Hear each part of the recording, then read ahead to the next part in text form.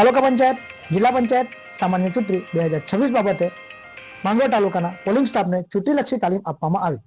તાલુકા પંચાયત, જિલ્લા પંચાયત સામાન્ય ચૂંટણી 2026 બાબતે માંગરોળ તાલુકાના વાંકલ કોલેજ ખાતે 2 બેચમાં તાલીમનું આયોજન કરવામાં આવેલ.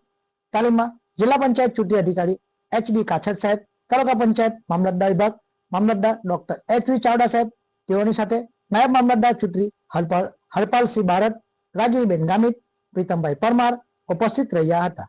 માસ્ટર ટ્રેનર મોહનસિંહ ખેર, અશ્વિનસિંહ વાસિયા, અજીતસિંહ દ્વારા બંને બેચના આશરે 600 જેટલા પોલિંગ સ્ટાફને ચૂંટણીલક્ષી તાલીમ આપવામાં આવેલ.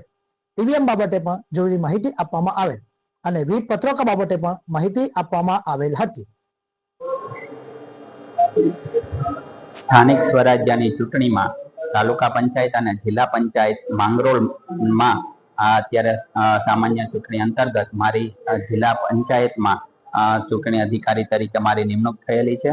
આજે તાલુકા પંચાયત અને જિલ્લા પંચાયતના જે મતદાન માટે પ્રાથમિક જે પેલી પોલિંગ ટ્રેનિંગ હોય એના માટે સવારે જે જેન્ટ સ્ટાફની ટ્રેનિંગ કરેલી અને આજે બપોર પછીના સેશનમાં મહિલા સ્ટાફની ટ્રેનિંગ કરેલી છે કે જેથી મતદાનના દિવસે ખૂબ સારી રીતે સુચારું મતદાન થાય અને આખી મતદાન પ્રોસેસ ખૂબ શાંતિથી પૂર્ણ થાય એ માટે પ્રાથમિક ટ્રેનિંગ આજે બે તબક્કામાં આજે રાખવામાં આવેલી છે. એમાં એક તબક્કો પૂર્ણ થયેલ છે. હાલ અત્યારે બીજો તબક્કો ચાલી રહેલ છે.